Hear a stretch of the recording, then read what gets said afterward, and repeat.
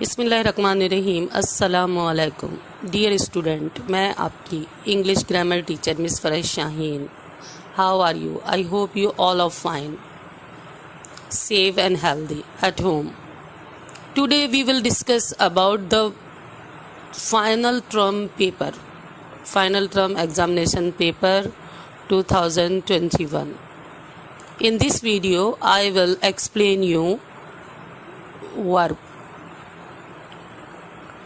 इस वीडियो के अंदर मैं आपको डिफ़ाइन करूँगी वर्ब क्या है, हम वर्ब क्यों यूज़ करते हैं, वर्ब की टाइप्स क्या है, और वर्ब टाइप्स के साथ साथ हमें ये भी बताना होगा कि हम वर्ब को किस तरह से याद कर सकते हैं, वर्ब को कैसे याद किया जाता है। पहले भी मैंने वीडियो बनाई थी यूनिट नंबर 10 वर्ब्स इंट्रोडक्शन, इसके ऊपर मैंने काफ़ी तफसीली वीडियो बनाई है। मैं दोबारा उसको वीडियो को भी सेंड कर दूंगी आप लोगों को, उसे भी आप अच्छे से देखिएगा, दोबारा रिवाइज़ करें वर्ब, क्योंकि बहुत इम्पॉर्टेंट चीज़ है और वर्ब जो है वो हमें परफेक्टली सीखनी चाहिए। यानी हमारे टेंस जो हैं वो डिपेंड करते हैं वर्ब के ऊपर, और वर्ब के बगैर हम ग्रामर को बहुत अच्छी तरह से डिफ़ाइन नहीं कर सकते। तो वर्ब जो है वो बहुत इम्पॉर्टेंट है। अच्छा, verb can be shows an action, an event और अ स्टेट। ये तीन चीज़ों को डिफ़ाइन करती है वर्ब, इवेंट को भी, एक्शन को भी और स्टेट को भी। तो चलें हम स्टार्ट करते हैं वीडियो को वर्ब के ऊपर। वर्ब के ऊपर मैंने 2 वीडियो बनाई हुई हैं पहले भी, ये हमारी 3rd वीडियो है, जो कि हम फाइनल पेपर के एग्ज़ाम के प्रिपरेशन के लिए 2 तैयारी आपको करवा रहे हैं, क्योंकि टाइम हमारे पास काफ़ी है, सफिशेंट टाइम है, तो इसमें हम आपको अच्छे से ये समझा देते हैं कि वर्ब क्या है। ठीक है, अच्छा जी, सबसे पहले मैं आपको डिफ़ाइन कर रही हूँ kinds of verb based on 2 types. Verb जो है उसकी टाइप्स क्या हैं? 2 है, मेन वर्ब और ऑक्सिलरी वर्ब। अच्छा, ऑक्सिलरी को भी हमने 2 हिस्सों में डिवाइड किया है, प्राइमरी ऑक्सिलरी और मॉडल ऑक्सिलरी। ये पेज नंबर 49 के ऊपर है, यूनिट नंबर 10 में।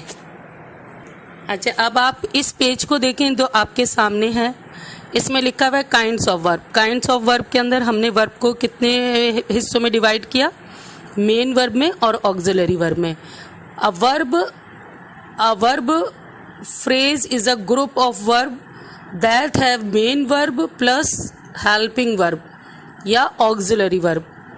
अब देखिए एग्जाम्पल्स में, देखिए I have been teaching English for over 12 years. Mary can speak English fluently.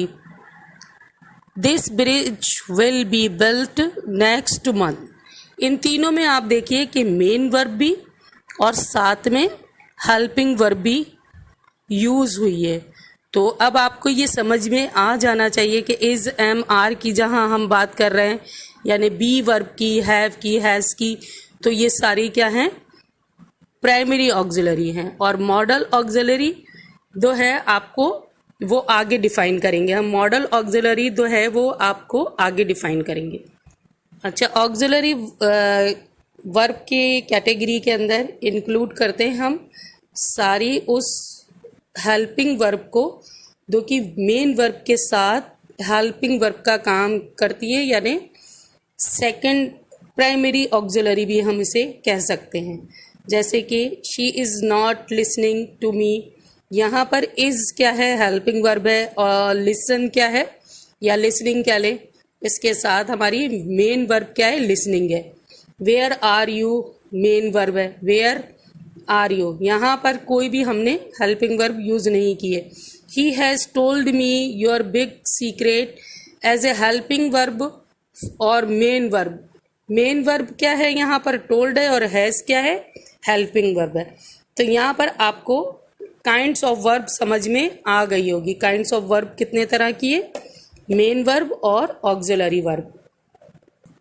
अच्छा, मॉडल ऑक्सिलरी के अंदर हम कौन कौन सी वर्ब यूज कर रहे होते हैं? Can, could, may, might, will, would, shall, should, etcetera. इसमें मस्ट भी आ रही है। तो यहाँ पर आपने मॉडल ऑक्सिलरी, अच्छा मॉडल ऑक्सिलरी और प्राइमरी ऑक्सिलरी दोनों को मैंने समझा दिया आपको इसमें। अब ये देखिए सेकंड पिक्चर में, ये है एक एक्शन वर्ब के example. Action verb describe what the someone और समथिंग इज डूइंग। यहाँ पर हम क्या शो कर रहे हैं? एक्शन को शो कर रहे हैं, और एग्जाम्पल में भी हम यही बता रहे हैं कि किस तरह से एक्शन वर्ब को किस तरह से डिस्क्राइब किया जाता है। जब भी हम सेंटेंस बनाते हैं, every sentence can be divided into 2 main parts. उसमें एक सब्जेक्ट होता है और उसके साथ वर्ब होती है। The subject is the part of the sentence that tells us who or what does something. It can also tell us to whom or what something happens. The subject and predicate is the part of the sentence that tell us what happened to the subject and what the subject does. Look at the following sentences. Someone or something is doing. Action verb के अंदर हमने तो आपको समझाना है कि action verb जो होते हैं वो डिस्क्राइबिंग वर्ड्स भी होते हैं। डिस्क्राइबिंग वर्ब भी कह सकते हैं इसको, डिस्क्राइब वर्ड्स भी कह सकते हैं। समवन और something is doing. She tasted the stew. The bus arrive on the time. यहाँ पर आप देखिए कि 2 डिस्क्राइबिंग वर्ब हमने यहाँ पर एक्शन वर्ब यूज़ किए। दो क्या हैं? एक्शन वर्ब यहाँ पर यूज़ हुई हैं। तो आपको एक एक्शन वर्ब का भी मालूम हो गया कि एक्शन वर्ब हम किसको कह रहे हैं यहाँ पर। तो हमेशा सेंटेंस के अंदर जो है वर्ब जो है वो बहुत इम्पॉर्टेंट काम करती है। अगर हम टेस्ट को और अराइव को निकाल दें तो सेंटेंस हमें समझ में ही नहीं आएगा। अच्छा स्टूडेंट्स, यहाँ इस पेज को देखिए आप। इस पेज में आपको वर्ब एंड इट्स टाइप्स। अब देखिए अभी हमने वर्ब को 2 टाइप्स में डिवाइड किया था। अब देखिए बेसिक जो वर्ब है वो सेंटेंस के अंदर जब हम किसी रिलेशनशिप को दिखा रहे होते हैं तो सब्जेक्ट और उसकी 2 categories of verb main use होती है। तो उसमें भी हमें क्या करना पड़ता है? उनको अलग अलग डिफाइन करना पड़ता है। यानी अभी हमने ऑक्सिलरी वर्ब का और मॉडल वर्ब की बात करी थी।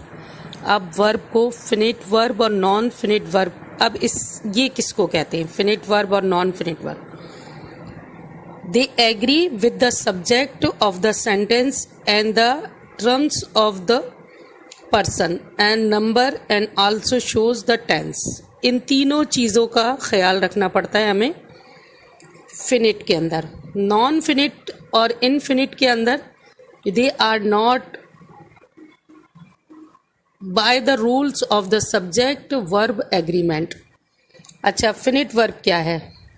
She calls her brother by the strange names. We called the teacher to show her the decoration. The verb calls and the called, the both shows the tense and their form of and it's influenced by the subject. She and we respectively, these verb are finite verb. Finite verb क्या है? जो कि show करे I think sleeping is the waste of time. In the first sentence,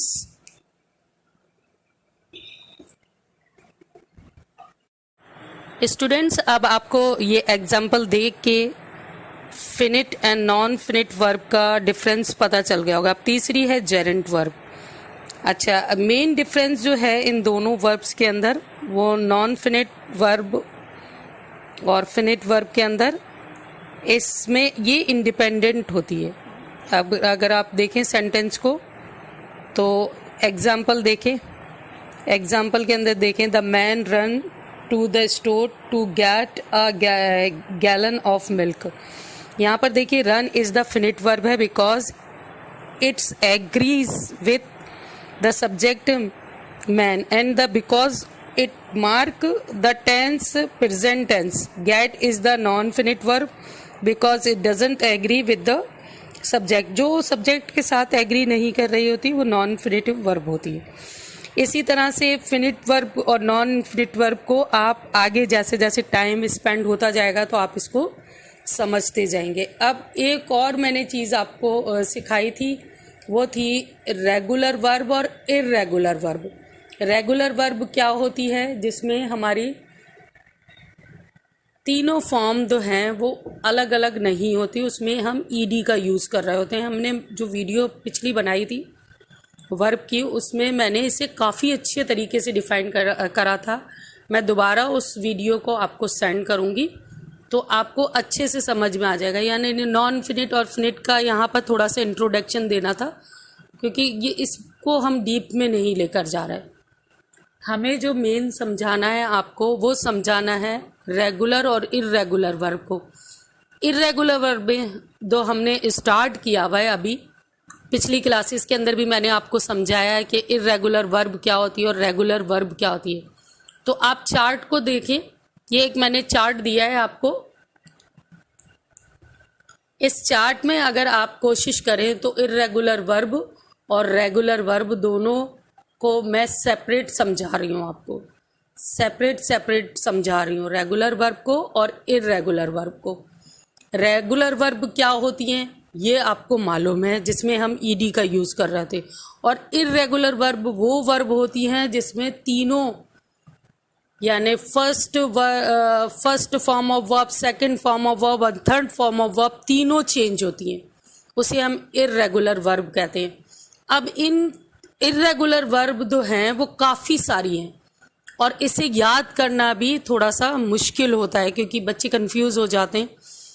तो irregular verb को आप बहुत अच्छे से जब याद कर लेते हैं तो काफ़ी हद तक आपको ग्रामर के अंदर बहुत हेल्प मिल जाती है, क्योंकि हर जगह हर सेंटेंस के अंदर आप ये देखें, टेंस को जब भी समझना है तो हमें वर्ब को लेकर ही चलना पड़ता है, वर्ब को समझना ज़रूरी होता है।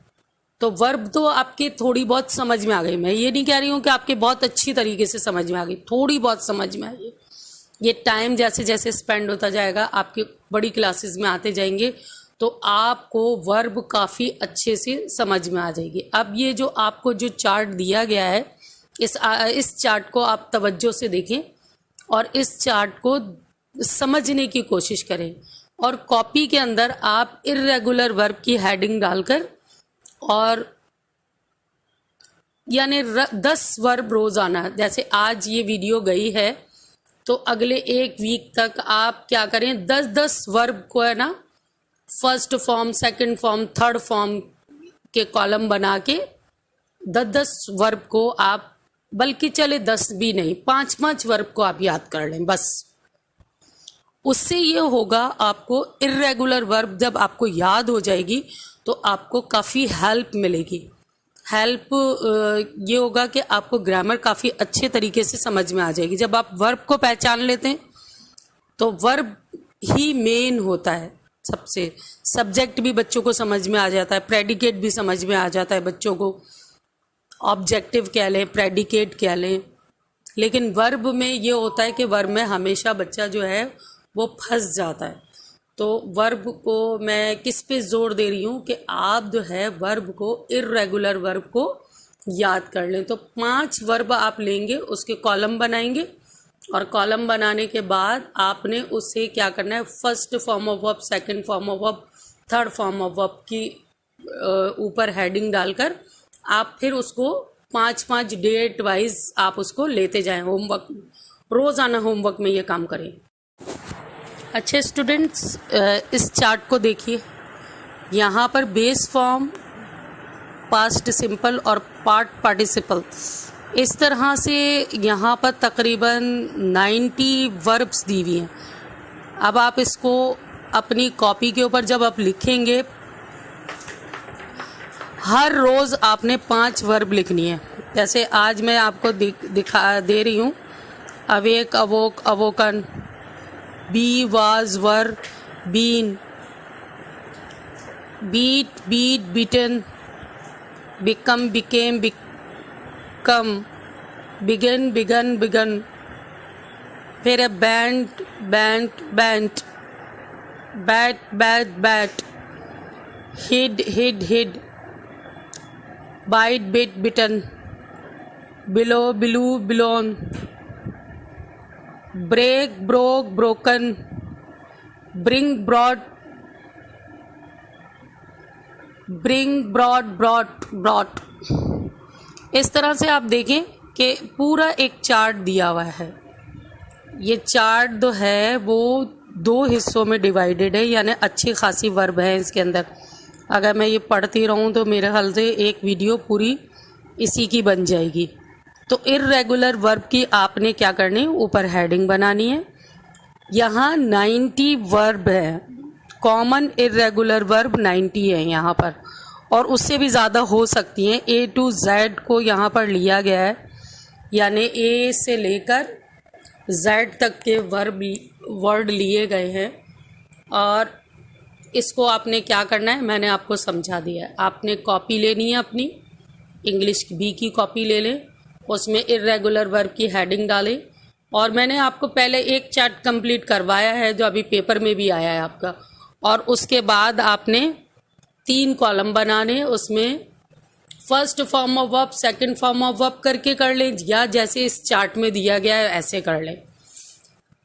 इसके अलावा आपने इसको फिर 5 वर्ब रोज़ाना डेली जितनी आपसे याद हो जाती है उतनी आप याद कर लें। लिखना तो ज़रूरी है आपने इसे अपनी कॉपी के अंदर, और फिर आप एक काम करें, इसे फिर क्या करते जाएं, याद भी करते जाएं। उससे आपको मैंने बता दिया कि क्या फ़ायदा होगा। वर्ब सीखनी ज़रूरी है, वर्ब के बगैर इंग्लिश समझ में नहीं आती है, वर्ब सीखनी बहुत ज़रूरी है। और इर्रेगुलर वर्ब तो बहुत ही नेसेसरी है। You have to must to write it on your copy. Okay student, यहाँ पर आपका ये पोर्शन ख़त्म हो जाता है। अभी मैंने इर्रेगुलर वर्ब पहले ली है, इसको सीखने का तरीका क्या है ये भी मैं बताऊंगी। जब जिस दिन वीडियो आएगी उस दिन मैं आपको बताऊंगी कि इसको सीखने का जब वीडियो आ जाएगी तो मैं आपको पहले वाली वीडियो भी भेजूंगी वर्ब की, और इस वीडियो को भी, दोनों को आपने सामने रखना है। और उसमें फिर आपको जब ये पूरी 90s हो जाएंगी तो फिर हम जो है रेगुलर वर्ब पे चले जाएंगे। रेगुलर वर्ब आसान है, रेगुलर वर्ब इतनी मुश्किल नहीं है जितनी इर्रेगुलर वर्ब है। तो उसमें भी आपने क्या कर लेना है, जो 3 इर्रेगुलर वर्ब के अंदर जो है ऊपर एक आपने हेडिंग बना के और उसको डिफाइन करना है। तो देखते कितने पेज भरते हैं, 90 वर्ब्स हैं, 90 तो बहुत ज़्यादा हो जाती है ना। तो इतनी ज़्यादा वर्ब जो है उसमें से कितनी याद होती हैं।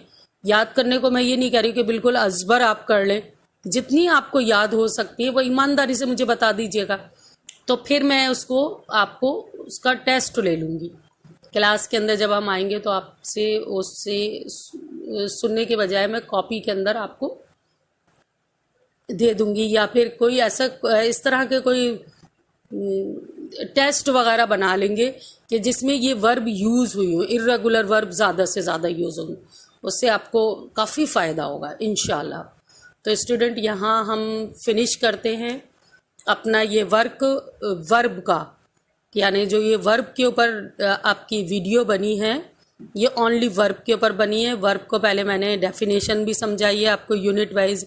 आपका यूनिट नंबर 10 है, मैंने 10 में से लिया है। यूनिट नंबर और भी है 16 है एक यूनिट आपका, उसमें से भी थोड़ी सी चीज़ें ली हैं। इस तरह से मैंने ओवरऑल जो है वर्ब को आपको ये डिफ़ाइन करा है। बहुत ज़्यादा तो नहीं किया कि मैं ये कह दूँगी मैंने पूरी वर्ब समझा दी, नहीं, वो तो बहुत बड़ा है कि आपको 4-5 वीडियो के अंदर भी ये फिनिश नहीं हो सकता। तो ठीक है, यहाँ तक हम लेकर चलते हैं इसे। अच्छे स्टूडेंट्स, यहाँ हमारी वीडियो फिनिश होती है। अच्छा, आई होप कि आप सब ठीक ठाक होंगे अपने घरों में, अपनी पढ़ाई को बड़े तवज्जो के साथ कंटिन्यू आपने करा हुआ होगा, और मुझे उम्मीद है कि आपको जो काम मैंने दिया है इर्रेगुलर वर्ब का, ये भी बहुत अच्छे से आप करेंगे। तो यहाँ हम अपनी फिनिश करते हैं अपनी वीडियो को, और आपने अपनी पढ़ाई के ऊपर बहुत तवज्जो देनी है। सबसे पहले मैं आपको एक बात बता दूं कि मैंने 1 पेज राइटिंग आप लोगों को रोज़ाना करने को दी है। राइटिंग इम्प्रूव करनी है, डेफिनेटली करनी है। इंग्लिश को अच्छे से लिखना और पढ़ना दोनों चीज़ें आनी चाहिए। आप अपनी बुक को लिया करें, जो भी आपकी ऑक्सफोर्ड रीडिंग सर्किल है उससे आप लिया करें। एक यूनिट को आप लें, जैसे फर्स्ट यूनिट ले लें, या फिर आप इस सिलेबस वाइज चल रहे हैं तो आप मंथ ऑफ अक्टूबर का पहले ले लें। उसमें जो यूनिट दिया गया है उस यूनिट को आप पहले यूनिट को रीड करें। रीड करने के बाद उसके अंदर से इर्रेगुलर वर्ब को आप क्या करें, फाइंड करें, और उन फाइंड करके फिर ऊपर यूनिट का नाम लिख के, और उसको आपने क्या करना है, उसको फिर आपने first form of verb, second form of verb, third form of verb बनानी है। इस चार्ट में से देखकर जो आप ढूंढ रहे हैं, हो सकता है कि उसके अंदर आपको फर्स्ट फॉर्म ऑफ वर्ब दी गई हो सकता है कि उसमें आपको सेकंड फॉर्म ऑफ वर्ब दी गई हो। तो आप ये कि पेज नंबर पे, इस पेज नंबर पे से मैंने ये 4 वर्ब ढूंढे हैं, और ये 4 वर्ब की फर्स्ट फॉर्म ये है, सेकंड फॉर्म ये है, थर्ड फॉर्म ये है। इस तरह से क्या होगा कि आपको पहचानने में आ जाएगी कि फर्स्ट यूनिट में से आपने तलाश किए, और इस तरह से हर स्टूडेंट को देखिए डिसाइड आपने करना है। फिर मैं कह रही हूँ कि वर्ब को याद करना बहुत ज़रूरी है।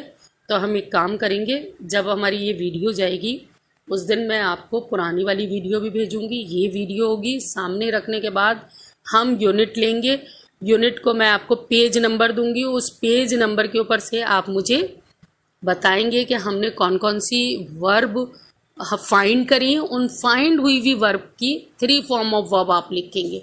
एक ये दूसरा काम हो गया। पहला काम ये हो गया कि इन वर्ब को जो मैंने अभी चार्ट बताया, और 90 वर्ब है, उनको आपने लिखना है। पर डे 5 करनी है, 10 कर लें आप।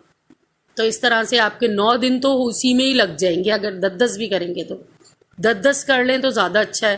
10-10 करेंगे तो आपके 9-10 दिन में वो ख़त्म हो जाएंगी। उसके बाद फिर हम यूनिट वाइज करेंगे। तो स्टूडेंट, इस तरह से हमारा काफ़ी एक अच्छा सेटअप बन जाएगा। उसके बाद हम सेंटेंसेस भी बनाएंगे। तो ये जो हमारा जो टाइम है, ये कोविड-19 की वजह से जो हमें टाइम स्पेंड करना पड़ रहा है घर में, इसे आप मामूली ना समझें। यही हो सकता है कि आपका ब्राइट फ्यूचर बन जाए और आप काफ़ी अच्छे से अपनी स्टडी को कर सकें, और किसी भी बड़े के सामने, या आप जो भी आपके जिनसे आप हेल्प लेते हैं अपनी घर में, उनके सामने बैठकर इस काम को करिए। और मैं पेरेंट्स से भी रिक्वेस्ट करूंगी कि बराए मेहरबानी पेरेंट्स, आप लोग भी इस चीज़ के ऊपर तवज्जो दें कि अपने बच्चों की राइटिंग इस वक्त ज़रूर इम्प्रूव करवाएं। मैं बार बार यही कह रही हूँ कि बैड हैंड राइटिंग तो होती है, वो अच्छा इफ़ेक्ट नहीं दे रही होती है। बैड हैंड राइटिंग तो है, वो अच्छा इफ़ेक्ट नहीं दे रही थी। तो राइटिंग बहुत अच्छी होनी चाहिए स्टूडेंट्स की, और इस चीज़ को भी समझना चाहिए हमें। रीडिंग, राइटिंग, 2 चीज़ें बहुत कहना चाहिए कि बहुत इम्पॉर्टेंट होती है। सही स्टूडेंट्स? तो स्टूडेंट्स, यहाँ मैं अपनी वीडियो फिनिश करती हूँ। आप इसे देखिएगा, सब्सक्राइब भी कीजिएगा, कमेंट्स भी दीजिएगा आपको ये वीडियो कैसी लगी। ओके, टिल देन अल्लाह हाफिज़ स्टूडेंट्स, अल्लाह हाफिज़। आई सी यू इंशाल्लाह इन क्लास। टिल देन अल्लाह हाफिज़। I miss you, I love you. Okay students, अल्लाह हाफिज़, अल्लाह हाफिज़, अल्लाह हाफिज़।